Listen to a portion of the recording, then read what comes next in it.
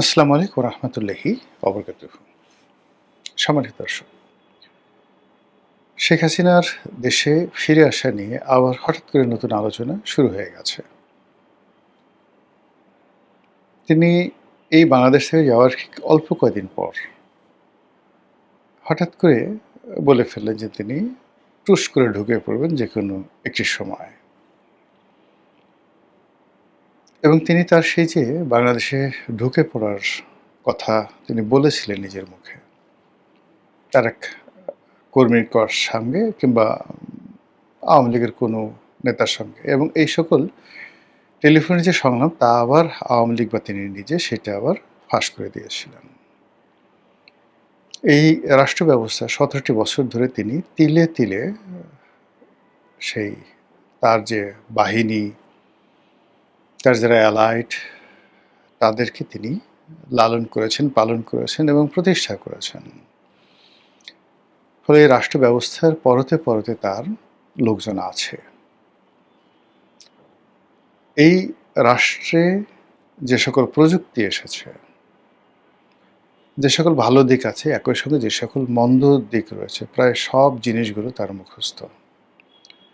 ব্যাংকে কয়টি টাকা রয়েছে, কেন্দ্রীয় ব্যাংকে কী কী সমস্যা আছে, ক্যান্টনমেন্টে কি হচ্ছে, ডিজিএফআই, এনএসআই, ডিজিএফআই, পুলিশ কতটুকু লাভ দিতে পারে, কতটুকু তাকে উপকার করতে পারে, ক্ষতি করতে পারে,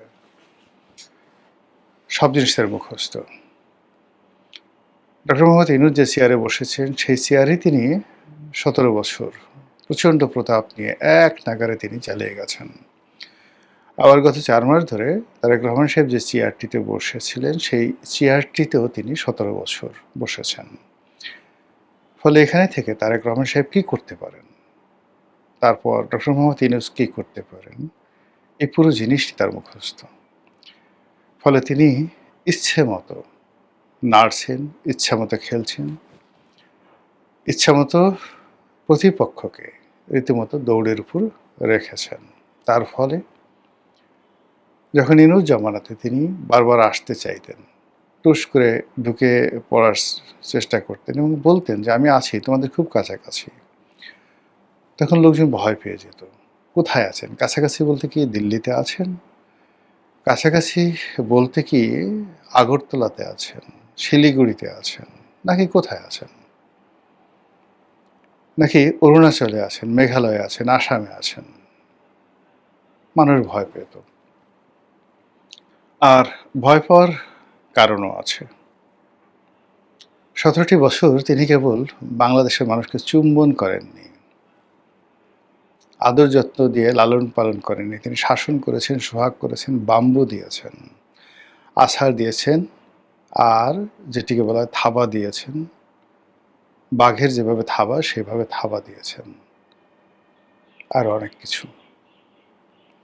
ফলে যারা তার দ্বারা উপকার পেয়েছেন, তার প্রেমে মুগ্ধ, তার আপত্ত স্নেহে তারা সবাই আবেগ আপ্লুত।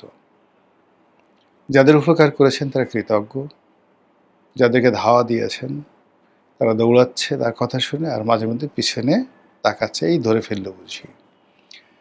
যাদেরকে বাঁশডলা দিয়েছেন, ইলেকট্রিক শক দিয়েছেন, আয়নাঘরে ঢুকিয়েছেন, গুম করেছেন, ক্রস ফায়ার দিয়েছেন, কেউ বেঁচে গেছে, কেউ মরে গেছেন, কিন্তু তার পরিবারকে মেরে গেছেন। ফলে অনেকগুলো জায়গা, জনপদ, সব জায়গাতে তিনি একটা আতঙ্কের, ভয়ের, প্রেমের, ভালোবাসার একটা, যাকে বলা হয় জাগরণ, জোয়ার তিনি তৈরি করে রেখেছেন দিল্লিতে বসে। এর ফলে কি হলো, রাজনীতিতে কখনোই শেখ হাসিনাবিহীন রাজনীতি হচ্ছে না। তার যারা প্রবল শত্রু, তারা তাকে মোকাবেলা করার চাইতে তার বিষয়ে আল্লাহর হাতে ছেড়ে দিতে বেশি পছন্দ করছেন। তারা জানেন যে এই ভদ্র মহিলার পায়ের নখ থেকে মাথার চুল পর্যন্ত কূটনীতি, অর্থনীতি, ধর্মনীতি, দুষ্টুমি, আরও কিছু যা কিছু আছে, সব কিছুতে পরিপূর্ণ। তিনি এক হাতে বাঁকা বাঁশের বাঁশুরি, আরেক হাতে রণদূর্য। এটি নিয়ে তিনি খেলেন। কাজেই তাকে জীবিত রেখে, তাকে অস্তিত্ববান রেখে, তার হাতে যে এই মুহূর্তে অস্ত্র আছে, অর্থ আছে, ছাত্রলীগ আছে, যুবলীগ আছে, মোদি আছে, আরও কত কিছু গদি আছে। তো সেক্ষেত্রে কেবলই মাত্র বাংলার সিংহাসনে বসে বা কেবলই মাত্র কোনো একটি রাজনৈতিক দলের অফিসে বসে তার সঙ্গে লড়াই করা, এটা রীতিমতো শিশুসুলভ, বালখিল্য।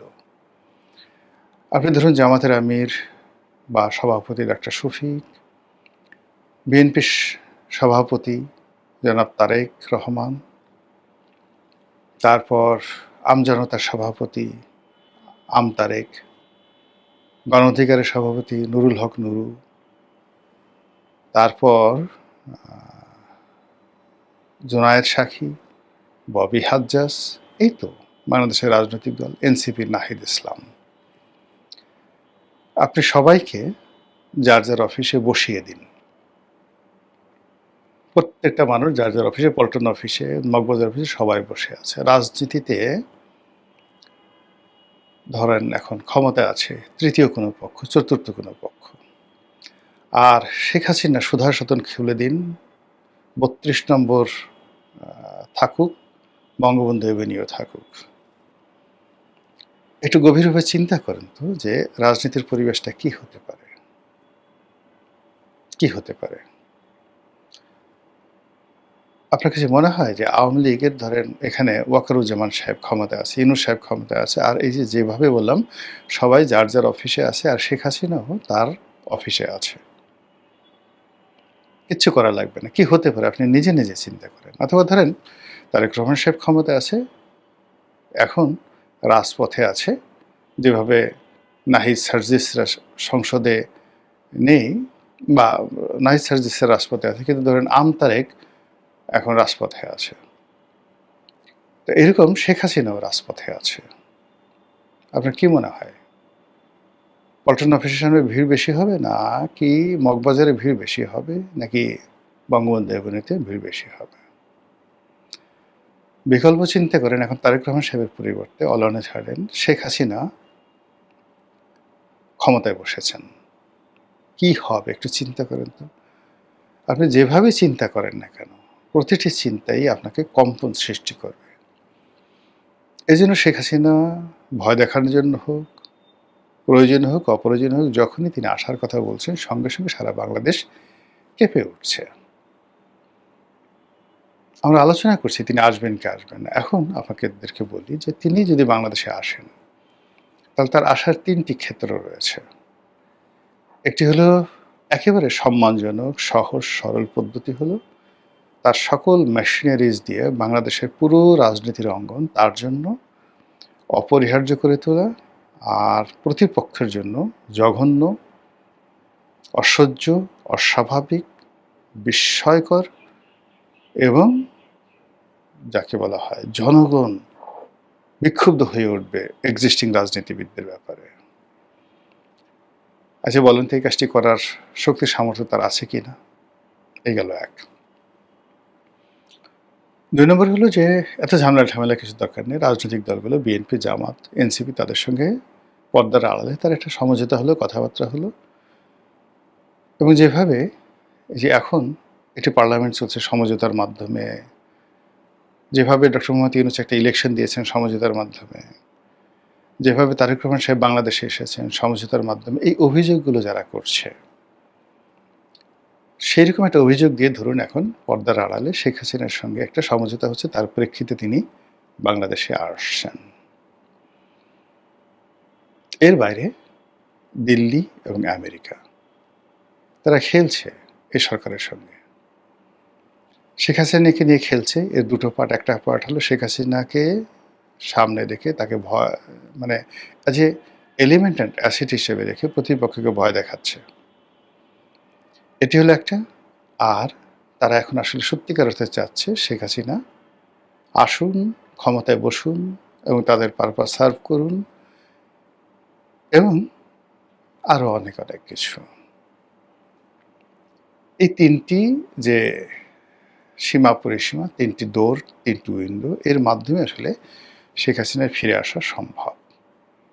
এখন তিনি আসলে কি হবে, না আসলে কি হবে, সেটা তো অন্য একটা ভিন্ন বিষয়। এখন তিনি আসবেন কি আসবেন না, সেটি নিয়ে খুব সংক্ষেপে আলোচনা করে আজকের বক্তব্য শেষ করব। আমার কাছে যেটা মনে হচ্ছে, শেখ হাসিনা আসবেন। শেখ হাসিনা আসবেন এবং তার জীবন, তার অবিচলতা, তার বিশ্বাসততা এবং অতীতে তিনি যা কিছু বলেছেন প্রায় সবকিছু টু দি পয়েন্টে তিনি করে ছেড়েছেন। টু দি পয়েন্টে করে ছেড়েছেন ২ দিন আগে এবং পরে। তো তিনি নিজের মুখে বারবার বলছেন, "আমি আসবো।" তারপর তিনি বলেছেন যে, "এই বছরের মধ্যে আসবো।" মানে ২০২৬ সনের মধ্যে আসবো। এবং তার একান্ত আলাপ আলোচনায় তিনি সবাইকে যে কথাটা বিশ্বাস করাতে চান বা আশ্বস্ত করতে চান, সেটা হলো যে পরিবেশ বা পরিস্থিতি তৈরি হয়েছিল তাতে তার মরে যাওয়ার কথা।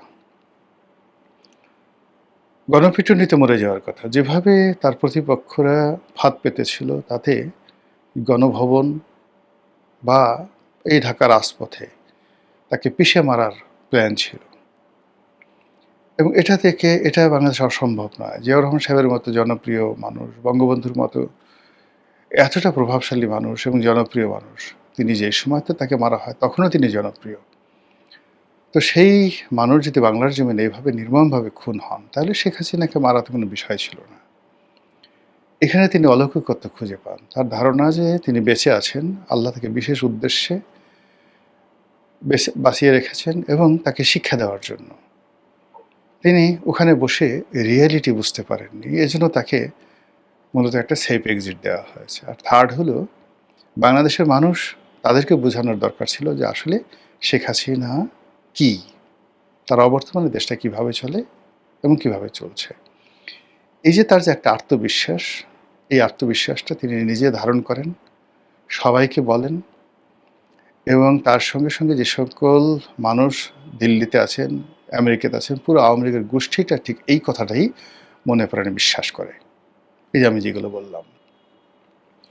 এবং আপনি যদি কলকাতাতে আওয়ামী লীগ নেতাদের দেখেন, মনে হবে তারা প্রবাসী সরকার। অন এক্সাইলে না, এখানে আসছে, মানে ভারত ভ্রমণে তারা গেছে। এখন বাংলাদেশে এসে এখন যারা দায়িত্ব পালন করছে তারা ভারপ্রাপ্ত।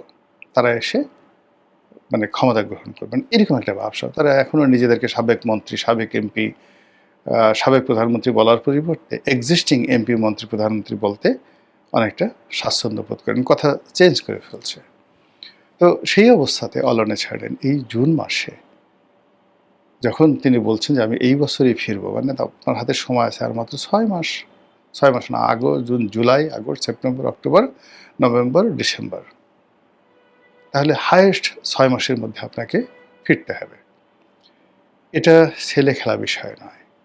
কোনো অবস্থাতে ছেলেখেলা বিষয় নয়। এর কারণ হলো তিনি আবার ২০২৬ সনে এসে যদি আবার বলেন যে আমি আসতেছি ২৬ সনের পরে, মানে ফেল করার পর যদি ২৭ সনে বলেন জানুয়ারিতে, তার সেই কাজ মানে হবে না। ফলে তাকে যদি আসতে হয় তাহলে এই বছরের মধ্যে আসতে হবে। আদারওয়াইজ জনগণ তাকে বিশ্বাস করবে না। সেই রাখাল বালকের গল্পের মতোই ঘটনা ঘটবে। দেখি আমরা চুনোপুঁটি সাধারণ মানুষ, আমাদের আসলে কান আছে। এই কান দিয়ে আমরা শুনি, লোকজন বলে, আমরা তাই শুনি। তো কাজেই দেখি কি হয়। মহান আল্লাহ আমাদের সবাইকে হেদায়েত দান করুন এবং হেফাজত করুন। আসসালামু আলাইকুম ওয়া রাহমাতুল্লাহি ওয়া বারাকাতুহু।